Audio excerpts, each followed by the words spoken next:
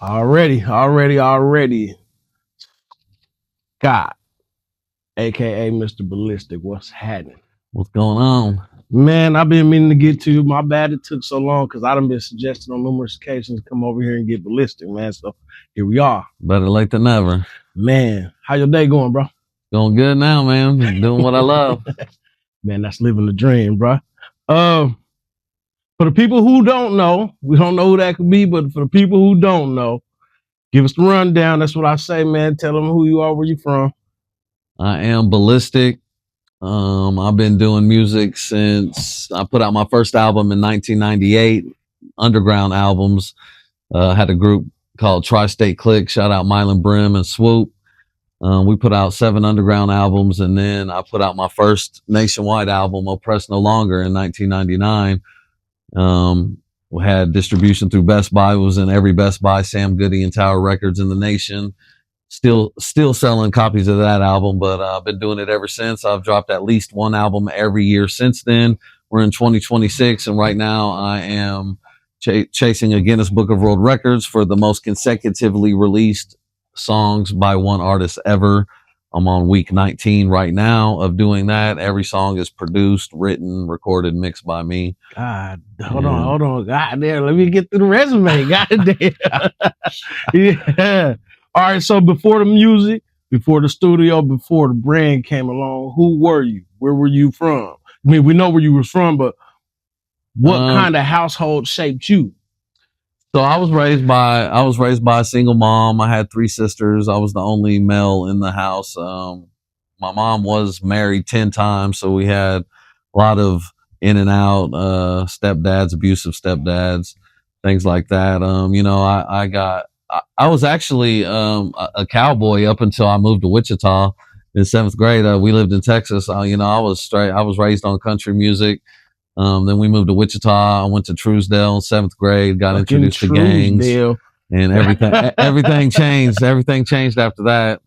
Truesdale will change your life. Oh yeah, especially back then. In your fucking era, especially back then. Yeah, Truesdale will change your motherfucking life. Yeah, and it did exactly that, And then the Chronic album dropped, and that changed my life. And then shout out to Chronic, man. Yeah, absolutely. That album was definitely what really made me want to rap. But I was in a lot of trouble early. I got tried as an adult at 16 and sent to prison.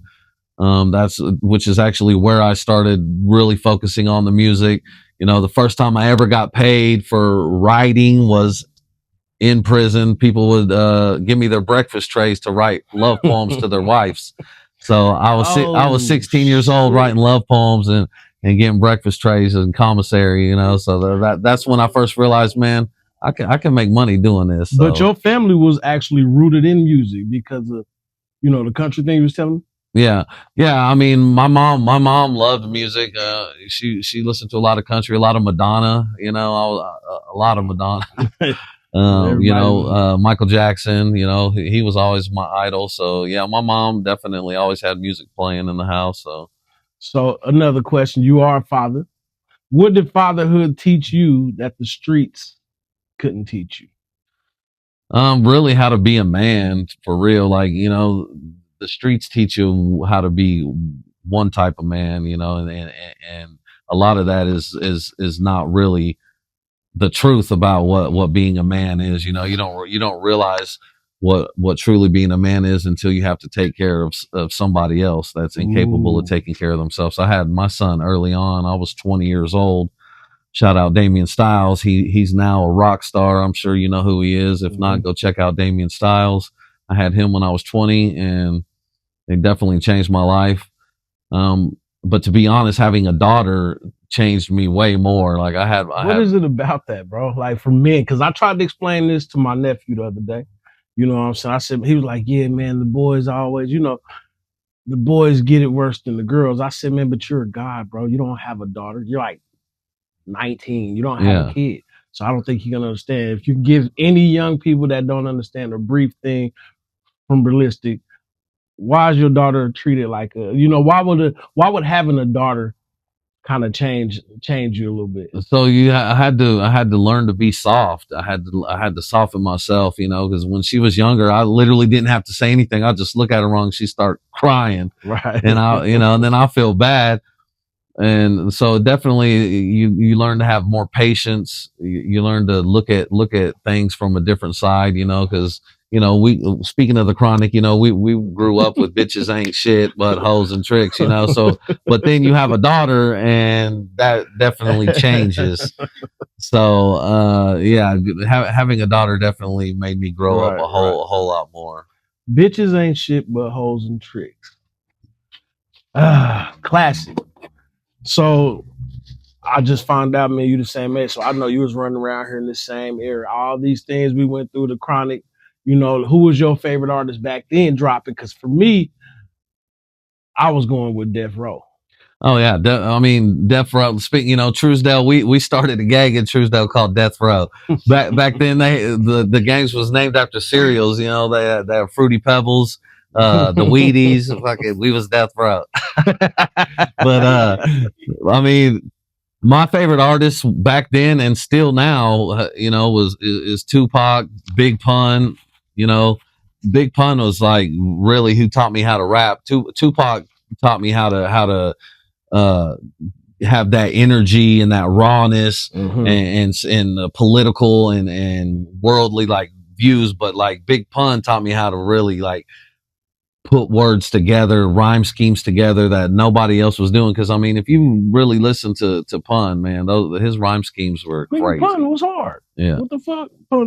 So at what point in time was this, when you was locked up, that, or when you got out, that you realized this is kind of what you really not no 9 to 5 kind of guy, man? You really go after what you want. Yeah, I mean, I was never really a 9 to 5. When I got out, I was forced to work. So I mean, I had to work. But when I really started getting serious was I went to KU in '99, which is where I met Wee Money and Mylan Brim, and that's who I started New Life Records with.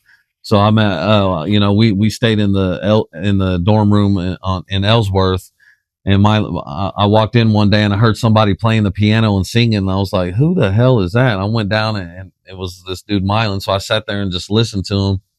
And at the time, that's when I first started recording. It was in my dorm room. At the time, I had like a $10 Radio Shack mic and a shitty ass computer with a downloaded pirated copy of Cool Edit Pro, you know.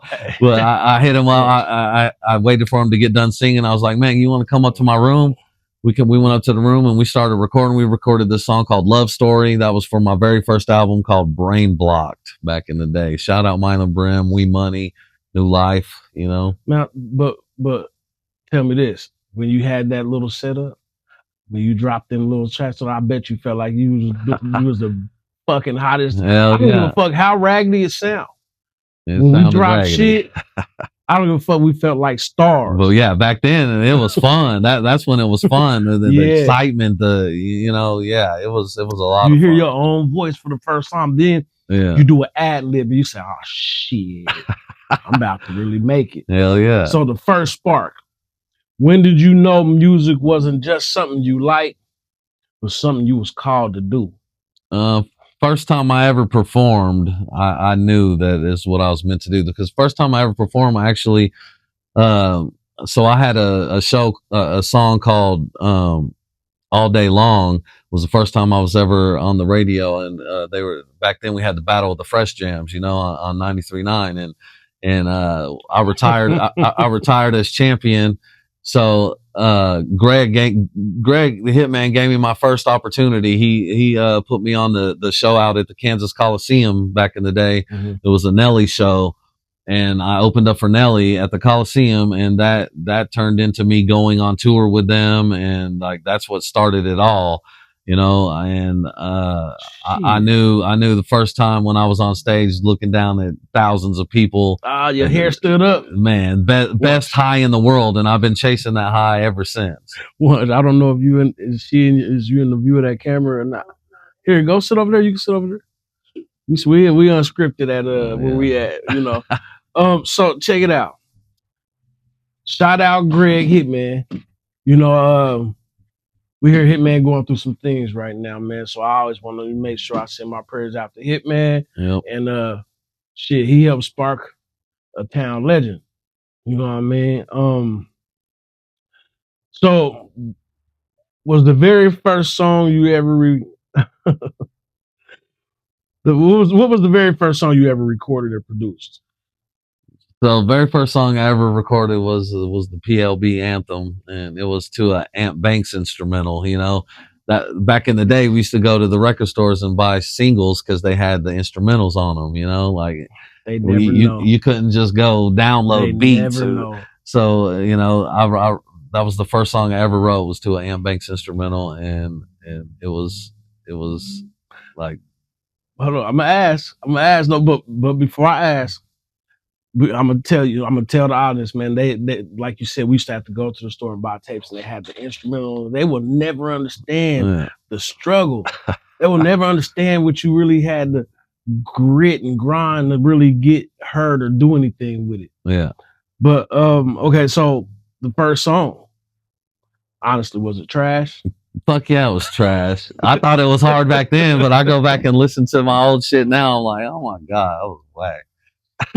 But you get to go back in time and see that young you. Yeah, and you get to see the progression. As long as you're progressing, then you're on the right track. It's when you stop progressing that you should do something else. Ooh, that's deep as a bitch. Fresh out of Bilistic. Yes, sir. Okay, what did that first record teach you about the grind? Well, that one was like early on, but I'll say the first real song I ever recorded was the All Day Long. And back in the day, there was an artist named Rubo. He you know, Rubo. I was a young dude at Rubo Studio. Okay. I talked to Rubo a month ago. Yeah, so that's where I recorded my first track, All Day Long, and it was crazy because I didn't have no hook for this song, right? Mm-hmm. And this was the first time I met Rubo. I was there recording, and some lady came by selling health insurance. She was going door to door selling health insurance, and he just happened to know her, and he was like, "Don't you sing?" And she was like, "Yeah." And he was like, "Come in here." So freaking Kim Overstreet, she came in there selling insurance. I wrote the hook real quick, and she sang it, and it ended up being the first song I ever got on the radio. No shit. And is the song that started my whole career. But it's also the song that Rubo and them tried to steal from me. And he had a homie Carlos at the time. They called me over there one time. I went over there to get my song from them, and they tried jumping me and shit. You know, I wrote a song on the Oppressed No Longer album called No Alibis Needed to talk about that. But so it taught me that the game is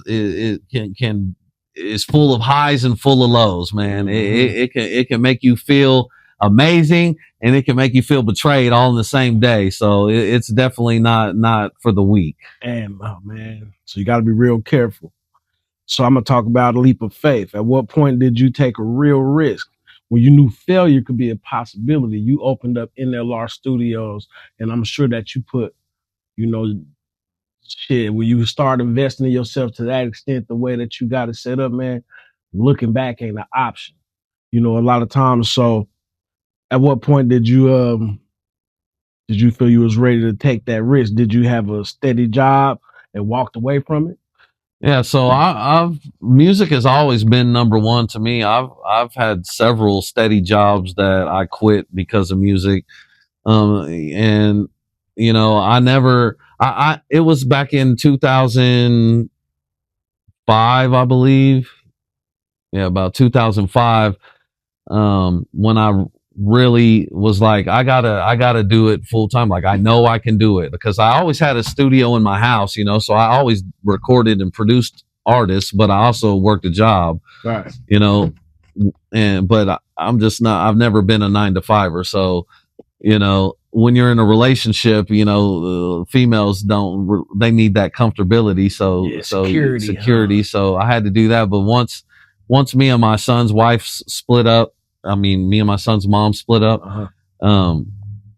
it was on after that. I put everything I had into creating this. I finally found somebody that would help me with the initial funds to get started, you know, and I paid them back, you know, the first 2 years, and I've been going ever since. I've been here 11 years now. See? You know, and I've had some greats come in. I've had Lil Flip in here. I've had Sibo in here, Kevin Gates, Lil White, Yin Yang Twins. You know, I've had a lot of big name artists and a lot of artists you may never hear of, but still dope as fuck, you know, and everything in between. You said that you had, because a lot of not only young men, young women, anybody who really has this dream, and have a real want to go for it, right? They might have a other half that just don't see the dream the same way they see the dream, as kind of, you know, the same way you seen it and the other person you was with didn't see it. Yeah. What advice would you give to them? Is it worth it just to be like, oh, well, you know, I love him, I love her, and let what God gave you go? Or that person, you know, got to get out of the way of what's there for you? Yeah, no, relationships and love come and go. Love is conditional. It's momentary. Your love for music, however, if you're like me, is unconditional and eternal. So never give up your dreams for love, because trust me, and that's the one thing I can say. I've seen so many people come and go in the 25 years I've been doing music because of relationships and because of self-doubt and all that. That's one thing no one can ever say about me. I've been married. I've been in abusive relationships. But no matter what, I ain't never quit doing music and never put it on pause. None of that. Like, it's always been full throttle. You're either in or you're out. Real talk. So you seen the movie Belly, right? Yeah. With the DMS, they say, man, a bitch will fuck your shit up, man. That's true. Facts. Facts. But if you have one that does support you, it'll take you to that next level, because you know it is hard to do everything by yourself. If you have a partner that's supportive and believes in you and motivates you, that you'll get a lot further than you will by yourself. Facts, real shit. What was the scariest financial decision you had to make chasing this dream? Shit, opening this motherfucker, man. Like, was it scary? Yeah, it was scary. At the time, it was all in. It was all or nothing, you know. And I had a little clientele, because, like I said, I always had one in my house. But getting a brick and mortar, so now I got 2 sets of bills. Now I got 2 rents. Now I got 2 electric bills, 2 gas bills, 2 water bills. You know. And at first, you know, it was definitely scary, but I always knew that it was meant to be, and this is what I was meant to be doing. So did people doubt you though? Who doubted you the loudest? If people did doubt you, or when they did doubt you? Shit, the people that are closest to you, they're the ones that doubt you the most. But then when you make it, they the ones, oh, I was always there for you. No, he wasn't. Mm-hmm. You was talking behind my back, and I know about it. I just never said nothing to you about it. They wanted you to quit, huh? Yeah, no. People that can't do what you do, they'll never understand believing in yourself enough to take those leaps of faith. That will cripple somebody. You know, the closest people to you, when you hide them, when you love them, so you kind of hold them at high regard in their opinions of you, and you kind of really, you know, that you kind of take that internally in the heart. So they don't understand that'll cripple somebody that don't have their head strength to be like, fuck this. This is what I see, and I'm going for it. Rather, if I'm a fail, it's gonna be on my own accord, not from what the fuck you think. So, What advice do you give anybody that because there's got to be a lot of people that's telling you know, because the comfortability thing we spoke about, your parents is gonna say, go to school, go get a job, get a career, you know, be safe. So, how do you suggest they deal with that kind of pressure coming from loved ones, people that's close to them, about their dream? Well, I can tell you this: nobody ever changed the world by playing it safe. You know, so how much do you believe in yourself? How much work are you willing to put in? If you're not willing to treat this like a full-time job, then don't do it, because you're not going to make it. Like, you have to put in the hours. You have to be self-disciplined enough to wake up and come to work, whether you got work to do or not. And, so it's really just, it's just like being an athlete, not everybody is meant to be a champion. Not everybody has the heart to be a champion, but those that do will change the world and will change their world. And, those are the people that should go after it. If you believe in yourself and you can, if you won't invest in yourself, nobody else will ever invest in you. Nobody go love you like you go love you. That's right. So you've been doing this how long? 30 years. 30 years. You've seen the evolution of the scene in Wichita, Kansas. What's the real state of the city's music culture right now in Wichita? Like, what will be holding Wichita back? Really the only thing holding us back is opportunity and exposure. I mean, the city's thriving with talent. We have a ton of talent, not just in hip hop, but in all genres of music. So it's just about exposure and getting seen, which it's slowly starting to change. When I first started doing music here, there was no hip hop clubs. There was no hip hop DJs really. We would have to go to places like the Sky Bar and have fucking rap battles and in hole in the wall places where no one would even want to go, but now you can go get an open mic anywhere. Yeah, they kind of opening up for us. Yeah. So, I think we have a lot of talent. We just need more support because, that's the one thing that really sucks about Wichita is people complain about not having anything to do, but then when we put something on, you don't show up. Ooh. So which is it? Do you want something to do or do you just want to bitch? Like when we put something on, we need y'all to show up and show support. Buy a ticket, buy some merchandise, this shit that we're doing. Weed. Yeah, exactly. They buying weed. Exactly. But don't want to buy a ticket to a 3-hour show full of talented people, And then have the audacity to complain about how the city ain't making it nowhere. Yeah, exactly. That's we all know that's bullshit. Yeah. Who are some local noteworthy name people should be respected, like in this music? I don't know if I said it right. Who are some local noteworthy people whose names should be mentioned when it comes to music in the town? First of all, Bilistic. I have not got my respect that I deserve still in this city. I get respect everywhere I go, but in this city, it's still when you talk about the music scene, I'm not mentioned. How can I not be mentioned when I've been putting out music since 99 and I've been producing artists from 99 until 2026 consecutively? Your favorite rapper has been in here. I produced them. I promise you that. You know what I'm saying? I've got my own clothing line. I do videos. I've been putting on for this city for almost 30 years. So next time somebody asks you about Wichita hip hop, you cannot mention Wichita hip hop without mentioning Bilistic. You can't have Wichita hip hop without Bilistic. Period. Bitches. Now, think about it though. So what do you say about the people after they hear this? Because I believe I'm on your level with that shit, bro. If you've been putting that kind of work in, which you have that long, man, there's no way that this should fly by without you. So what about the haters or anybody that's going to say, man, he's just on there like Dylan. No. Yeah.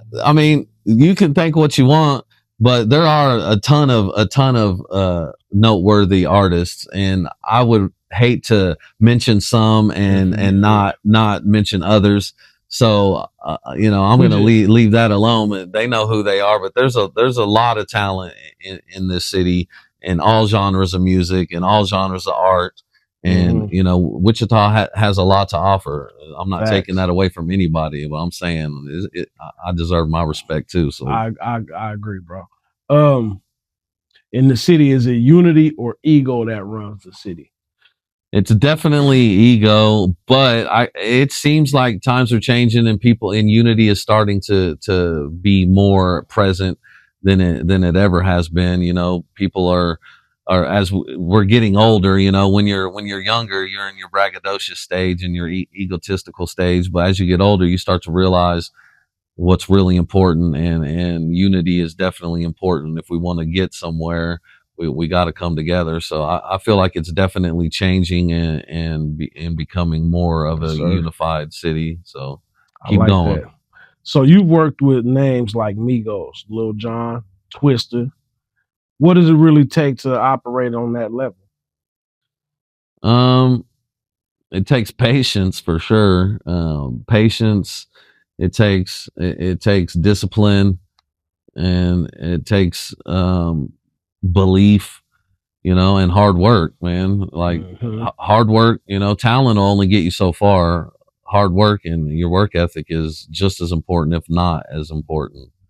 Now, what separates the industry artists from local artists mentally? Mentally, I think it's just the fact that a lot of people here have small town minds. Like you have to, a lot of people haven't been in a big city, but the world is huge, and the opportunities are endless. So you have to have that was one thing that I stressed to my son a lot was because he was raised in a small town. His mom had small town mentality, and I raised him to know that, you can do whatever you want to do. From the time he was 5 years old, he was on my lap in the studio. At 7 years old, he had an album out. He went by Lil Bounce. He was making his own beats, writing his own songs, could run the whole studio. I let him know. I had shows. I would take him with me. Like, the world is yours, man. Go get it. And now he's fucking getting it. Look at it. Yeah. So those major names, man, that's a good look on your resume. That's fresh. What did those sessions teach you about professionalism working with big name artists? I mean, mixed reviews about that.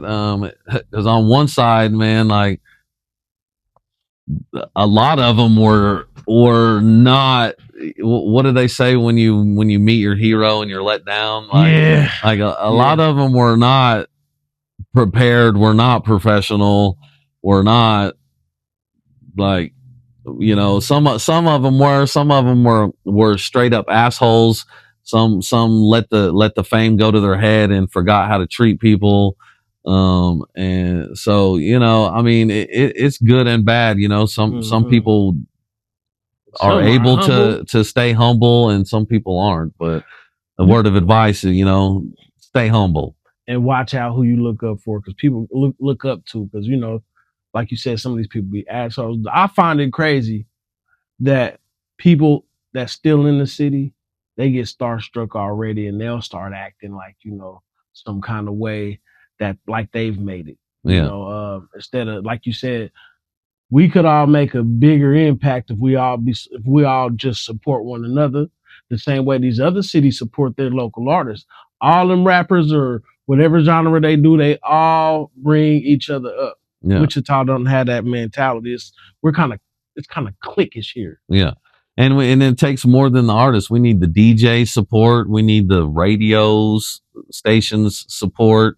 We need the venues support. Yes, sir. And we need the fans support. And we need the fans to not act a fool so that it keeps giving negativity and makes people not want to work with us. Like rap has a bad rap because of dumb shit. Well, in this city, it's true. I've had interviews where we spoke about this kind of thing. Wichita, they shoot shit up.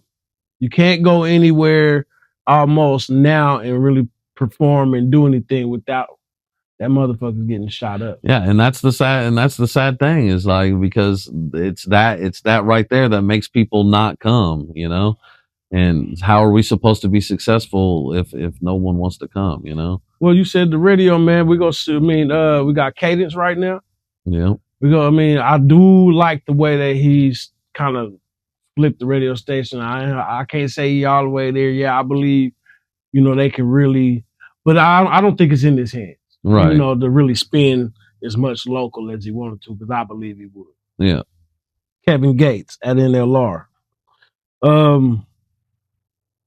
Was he different than you expected? He was the one I was talking about being an asshole. Straight up. He was a straight up asshole. Like, and he forgot how to treat people. Like, yeah, he we were shooting a video in here, and the videographer was just excited, and he was like telling him, "It's like, man, everything looks great, man. It's going to be a great video." And he looks at him, he's like, "You ain't got to tell me that. I'm Gates. I direct all my own videos. Just stand there and hold the camera." Wow. Shit like that. And then fucking, you know, he was supposed to be here. There was 100 people here waiting on him for the video. He was supposed to be here at like 9 o'clock. He showed up at like 3 a.m.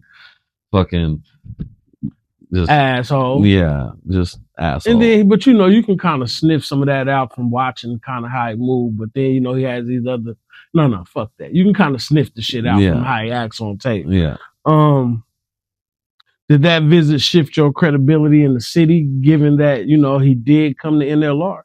Yeah, I mean, I think it definitely, you know, showed that I'm, you know, in a different in a league of my own. You know, having different people like him and all the others that have been here come in here. It definitely helps with credibility for sure. Hell yeah! What did you learn from watching him work?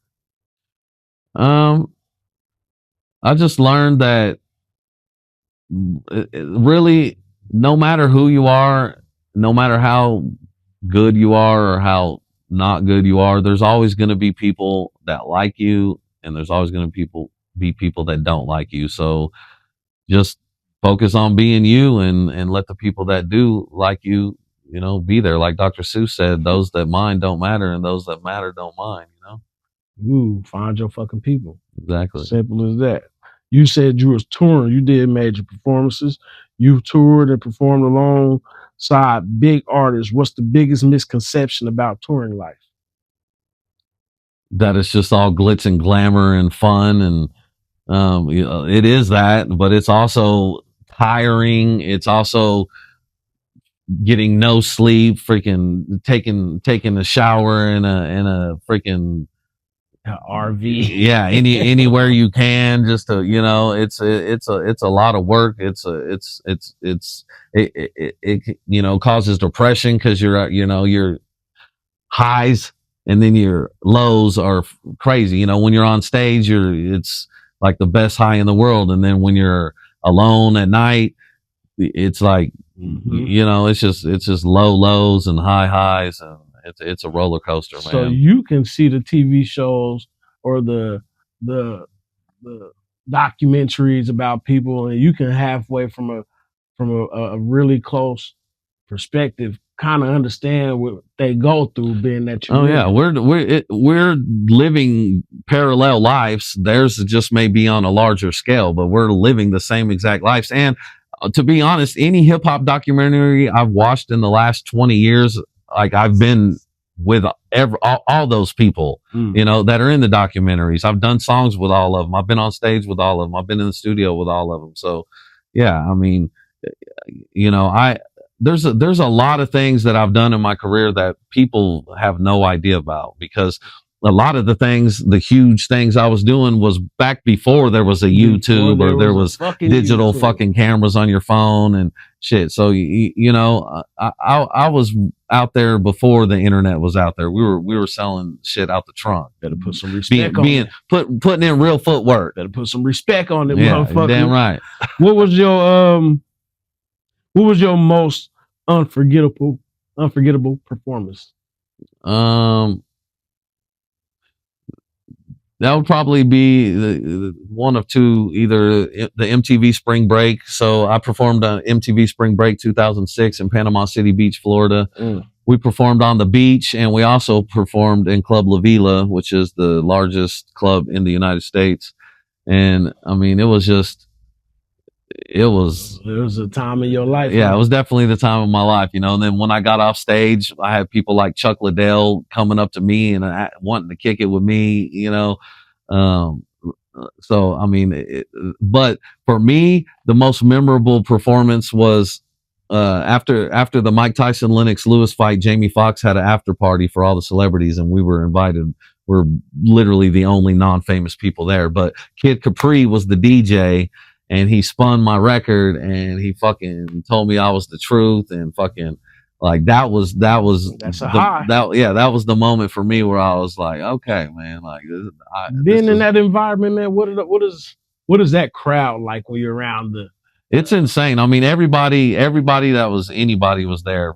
You know, models, actors, actresses, singers, athletes. I was kicking it with Shaquille O'Neal, Gary Payton, uh, fucking Jada Pinkett Smith, Tyra Banks. You know, like, and I had a friend that was there with me from high school, and he was not meant to be there. He was starstruck, running around like he wasn't supposed to be there. You know, but it was definitely something that I'll never forget, So and what? they'll never forget. I will go into it because you had celebrities party. So as we go, just stick to what happens at Jamie Foxx party stays at Jamie Foxx party. Yeah, for sure.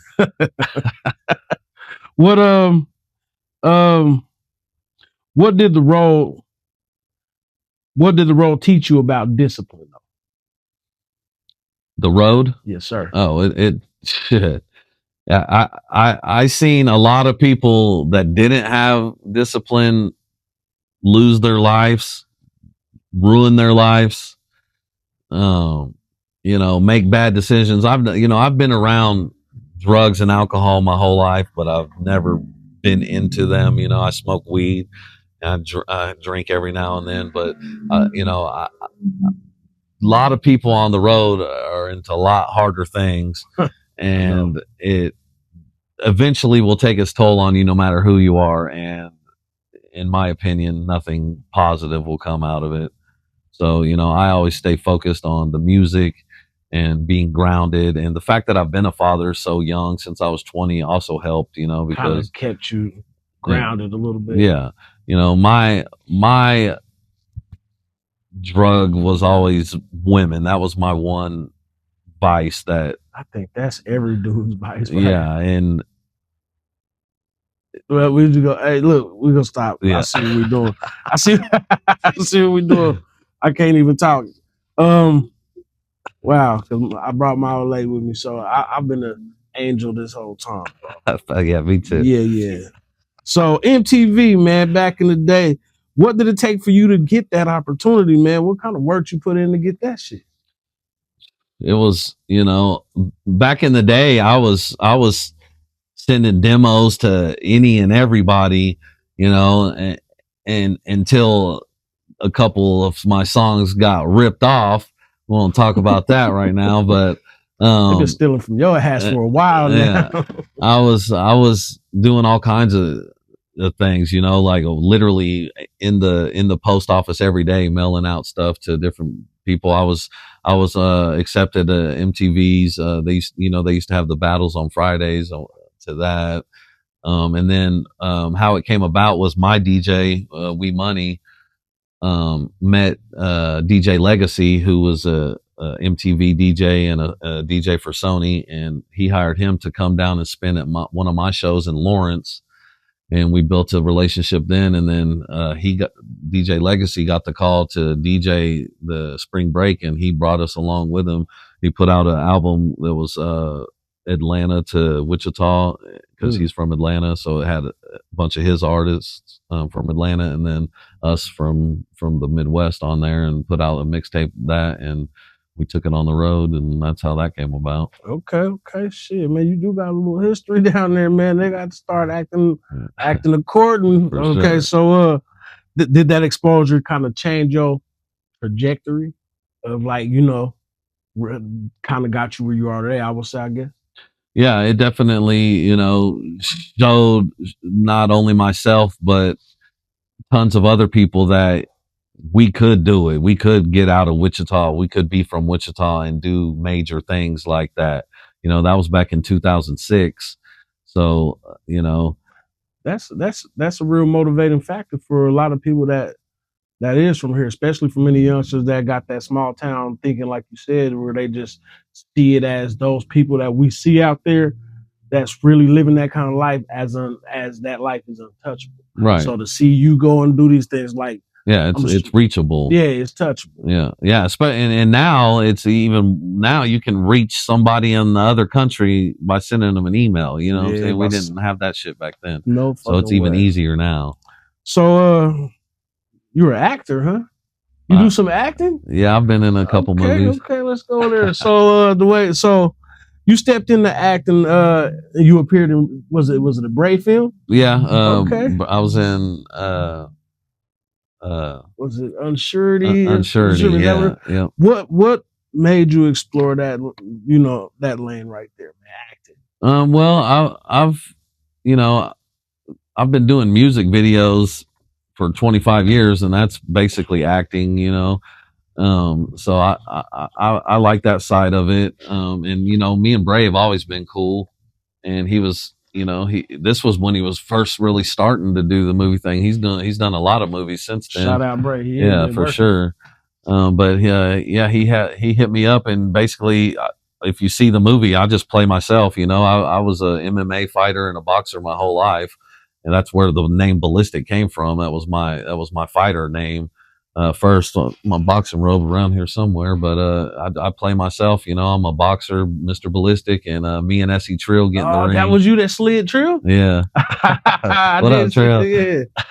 All right, Trill. We know we acting. Yeah. I mean, but you probably lightweight crazy though. You doing the extras. But anyway, was acting natural for you, or was it uncomfortable though? Like a little bit? No, I think it was.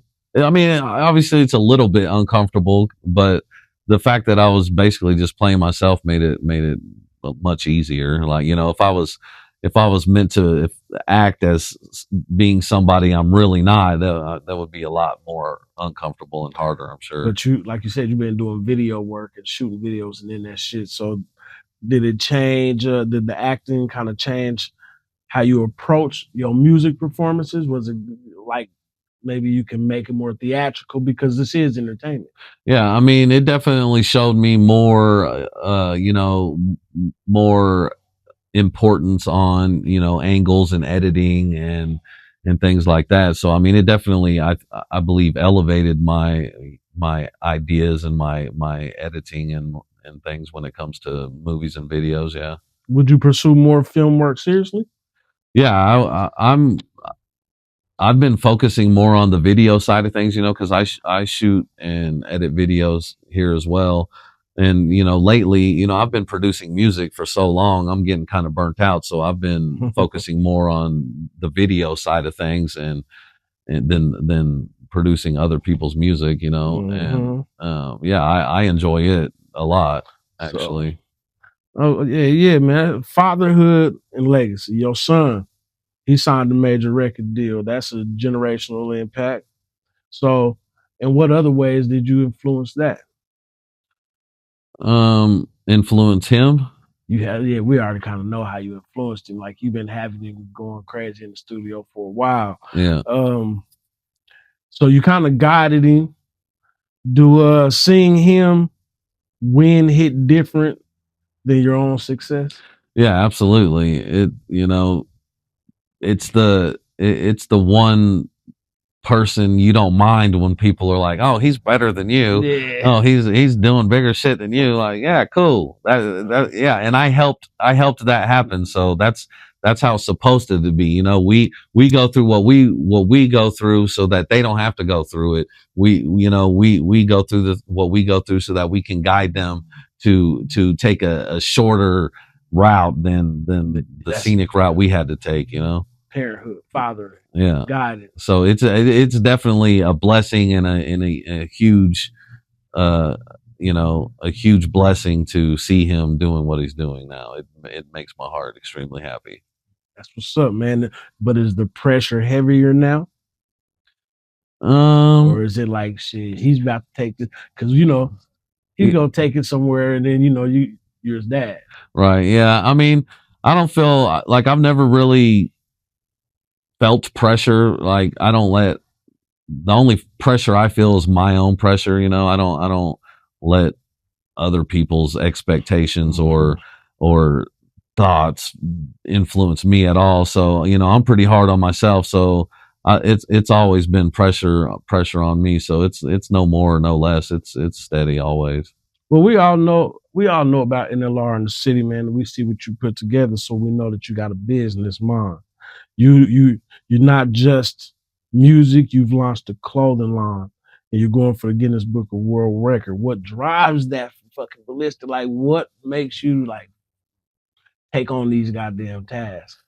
Man, I truly believe that the point of living is creating. Like that's truly what, if I'm not creating, I'm miserable. So it doesn't matter if I'm creating, clothing, a graphic, a song, a beat, a video. As long as I'm creating, I have to be creating, or I am not happy.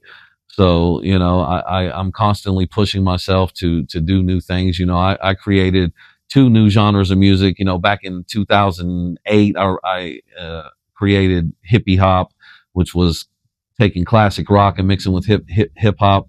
Now I created doo wop hop, which is 1950s doo wop music mixed with hip hop. Like You just been changing the game for a little while. I'm just always trying to push myself to the extreme and do things that's never been done before. What record are you chasing? So I'm going to beat the record for the most consecutively released songs ever by one artist. I'm releasing a new song every single week for 3 years. And I'm on week 19 right now. And the difference between the other record holder and me is I've produced, written, recorded, and mixed every single song as well. So it's not just writing a song and putting it out. It's creating it from nothing to finished every single week. So you for 3 years. Around. Yeah. So that shit, the biggest thing that you take from that is consistency, man. You go be consistent, period. Yeah. And that's the one thing I have always been, is consistent. Like I said, I don't know of any other artist in any other genre of music that has released at least one album every year since 99. That's 27 years. I've released at least one album every single year. And now this year and last year alone, I've released multiple albums, multiple singles. So, consistency, how important is it, bro? Tell them. It's very, very important, if not the number one thing, man. Consistency, because all it takes is one song. All it takes is one song. But if you only put out one song, you're limiting your chances. You put out 1 million songs, you got a lot bigger chance of that one song being heard and changing your life. Facts. Do you see yourself as more of an artist or becoming a mogul now? I'm definitely an artist first and foremost, but that's more of the love. I'm a businessman because it takes money to create art. You know what I'm saying? So you have to be both. And I try to do as many things as possible to bring in income. That way I don't have to go get a job being someone else's slave. I'm gonna be my own slave. And make shit happen. Like I said in my last song, I'm my own boss and I do everything I ask of me. Keeping yourself accountable. Shit. The industry today, the music has shifted. Streaming, social media, image over substance. Has it gotten better or worse? I feel like it goes both ways. It's definitely given more opportunity, but at the same time, it's oversaturated the scene, especially now with AI and people making, like, they're literally putting out thousands of new songs every single day, and like, so it's oversaturated. It's like, back in the day, I might have had to compete with 20, 30 people. Now I got to compete with 20, 30,000 people, so it goes both ways. I think it's done a lot of good and it's also kind of done a lot of damage as well. Well, are females dominating the game? Because we got opinions on that. Females are dominating the game. Is it because they're more marketable or is it more strategic? It's simply because sex sells. That's it. But I believe that the game is missing we're missing type female groups like we had back in the 90s, In Vogue, Salt and Pepper, TLC. Like, that's the kind of female music we need, Yeah. And not only females, but males as well. That's the kind of music we're missing, man. Freaking. So sex sell more than skill. Yeah, absolutely. You could take me, for instance, a freaking right then Mozart, yeah, and then take a 18-year-old hot chick in booty shorts. Who's gonna sell more? I mean, that's fucking, She didn't say nothing. Now, so Sexy Red, that's a qualifying person that fits that fucking. Yeah, all of those, all of them. I heard Meg Thee Stallion do a song, and I complain about it all the time because it's my man, my baby, my baby. I cannot fucking stand that song because she can't, in my opinion, she can't convert to speaking in depth about love. She could say, my man, he loves my pussy. My man, he loves my pussy. Yeah. And it's good pussy. So I don't want to say there's no real artist. She spits. Yeah. But she can only spit when it comes to. Yeah. I mean, there's only certain things that she can talk about that we're going to listen to. Yeah. Sex. And we apparently it's good. Yeah. She keeps telling everybody. Right. So another one that's hard, and I think she a little doper. I don't know. Glorilla got a little more range than her, if you ask me. Yeah, for sure, definitely. What's your favorite female rapper in the game since we own her?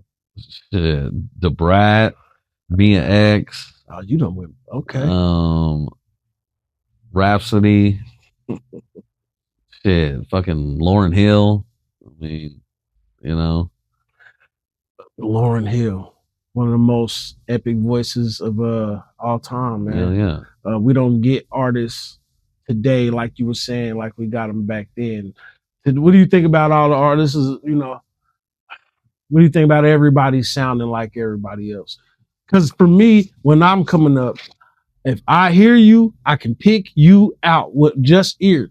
Today, I kind of have to wait, listen, hear, wonder, and I still might get it wrong. Yeah. Well, that's kind of goes back to what I was saying about how the internet has done good and bad. Like the fact that you can go to YouTube and download a beat is awesome. But and this has happened several times. I'm here in Wichita. I'm a recording studio in Wichita, Kansas. Okay. So if I have 5 people come in and they're all rapping to the same beat, the same YouTube beat, how many people do you think around the whole world are rapping to that same beat? And that's what I try to tell them too. It's like, it's definitely hurting individualism and creativity and, Facts. As a producer, what do you love and hate about working with artists today? I love working with artists when they listen, when they're creative, when they got something new, when they're humble. I hate working with artists when they come in here and they're already a superstar in their own mind and they don't listen and they forget there's a reason why you're paying me $50 an hour to produce you. I do know what I'm talking about. So you might want to listen to me, like if you want me to just sit here and push a button, I can do that too. But that makes no sense. Be fucking coachable. Yeah. Come here, that's part of not being humble or not understanding. Yeah. Let's go to the Super Bowl. Did you watch it? I watched it till halftime. Watch till halftime. Was that trash? I mean, so I made a post about the halftime show. I said, weirdest halftime show ever. That's all I said. I didn't say it was good. I didn't say it was bad. I said weird. And you wouldn't believe the hate that I got. I got some people that unfriended me, unfollowed me, cussed me out, all kinds of shit. But what they don't understand is I was not talking about the culture or the performance. I was talking about his vocals. And to me, that's what I listen to. I'm a producer. I'm an engineer. I'm listening to his vocals. I said it was the weirdest halftime show ever because I couldn't tell if he was supposed to be rapping or singing or what he was doing, but I know what he was doing was completely off key, and you can't tell me it wasn't off key because I know what the fuck I'm listening to and what I'm talking about. And that's what I meant. and for people to like get so upset about it, like and go cause the using the race and shit. It had nothing to do with race. It had to do with his vocals being off key. That's what the fuck I was talking what the about. fuck is race? That's the easiest thing to go to is race. Yeah. I'm gonna be honest, because that's what a lot of the upper white folks was doing. They were making it about race, Right? And you know, and here's what I agree with. I didn't understand the fucking word he said. Right. The show was dope. Like whatever the setup was, I didn't understand what the fuck he said, but hey, he put on for whatever he put on, the off key thing. Why should you be fucking why should you be traumatized with hatred because you spoke as a professional engineer that his shit was fucked up? Yeah. Hey, it was fucked up. That's all I'm saying. Yeah. It's not because it's not racist. So yeah. Basically people don't like you speaking. What can we speak on? Right. They'll take why should we listen to fucking who is the celebrity speak? Why should I listen to Cardi B about politics? Right. And what do you think about Nicki Minaj right now? Man, I don't know what to think. Is she fighting for immigration or whatever, or whatever the fuck the situation may be? Because she wasn't like that a couple years back. Right. Well, that's the thing is you get to certain levels in the world, and then you're no longer yourself. You're a puppet for sure. Nah, that paperwork hit her front step, and Trump, in my opinion, went and got her, said, "Hey, look, man, I'm gonna give you this little ticket. You know what I mean? You better get up here and act accordingly." That's me. And the ticket wasn't even real. Yeah. But back to the Super Bowl that you got hated on so much about giving an honest opinion, which is crazy to me, but that's just the way the internet works. Truth is stranger than fiction. Being real is rare. Are we becoming more global or more divided? Definitely more divided. I had no idea they had a second halftime show until I made that post. But yeah, they had the All-American halftime show also. Like, you can't tell me all the shit that's going on with ICE in this country now, and then we have we have Bad Bunny performing at the Super Bowl, and then we have the All-American halftime show, which is all white people, and that didn't get no play compared to this, right? And you can't tell me that's not on purpose, though. That's to divide and conquer. There you go. That's to divide and conquer. I'm glad you said that shit, man, because of all the shit that's going on with ICE. They set up the biggest Hispanic show in the country, and everybody's televised.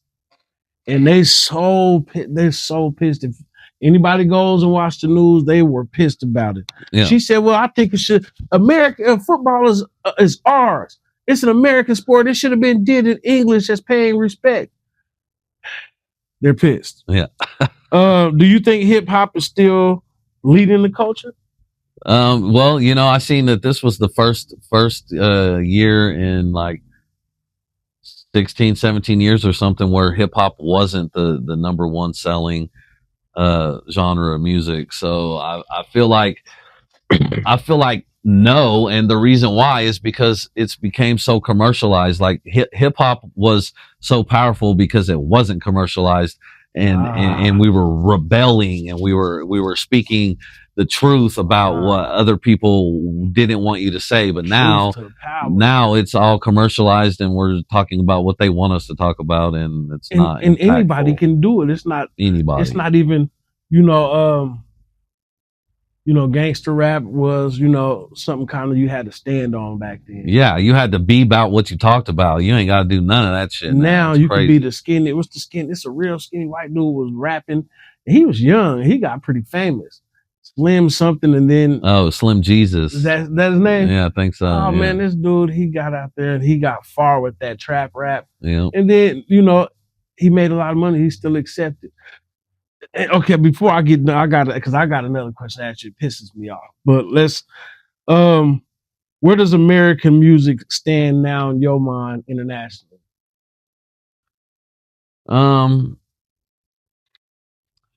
Well, I feel like we're so oversaturated now that it's like if we want to be impactful or make a difference, we got to go to other countries where they do support us. So, I mean, I feel like it must be bigger over there than it is here. So, I mean, you know, the other countries is where I'm trying to go tour and, you know, make a living, you know. That's crazy that the shift is happening like that. It is pretty saturated. It is commercialized. It is, it doesn't have that same, realness to it. Just giving everybody that can do it and take the craft and just play with it and use it as just they can go in the room and make a song and say whatever the fuck and get out here. That has kind of watered it down. Yeah. I want you to define success and what's next for NLR. When it's all said and done, what does success look like to Scott? So we was talking a little bit about this earlier. So, you know, success is different to everybody. Some people's definition of success might be rich and famous. Yeah, you're right. You know, my definition of success was just being able to provide a decent life for my family by doing what I love, you know? So that's what people don't understand is like, yes, I have not received the payment that I deserve. That's for damn sure. But I'm definitely done things that nobody ever thought I would ever be able to do, you know? And I've been my own boss for 20 years and, you know, I'm not hurting for much. Fuck it. You know, I mean, you done what you like. You made a living out of it, man. That's, like I said, that is living the dream. Yeah. What's next for Bilistic? Next is definitely I'm gonna solidify myself with a world record. You know, once I'm a world record holder, they ain't gonna be able to say shit, and maybe I'll finally get the credit that I deserve. You know, I'm definitely gonna get back on the road and doing shows. That's my main objective. So anybody out there want to help me put the tour together, or anybody that's already having a tour that needs some help, man, you know, that's what I do. That's what I love to do. And, that's what I'm going to do. So shit, if you want to help bring that to life, help me, tap in. Yeah. What advice would you give someone that's willing to risk everything for this path? Be prepared for a marathon and not a sprint. You know, I've had several people come here and they'll come a couple times and then for some reason they have the delusional idea that that's all they got to do is come make a song and then they're going to blow up. It doesn't work like that. There's so much more than the music. There's so much more than, you know, you got to be ready to put in work day in and day out. You got to be prepared for longevity. Man, so that's a dope ass answer, man. Dope interview. But I really got to ask. You can go over there and take pictures from over that angle. Glorilla's sister. I know we're just going on some internet shit now. Some things that aggravate me. Why do today we make such no talented people famous? Why do we care about Glorilla's sister complaining about Glorilla not paying them? Why do we give so much attention to that kind of bullshit, bro? Yeah, that's a good question. I have no idea. I myself don't pay attention to critical affairs or current affairs or what.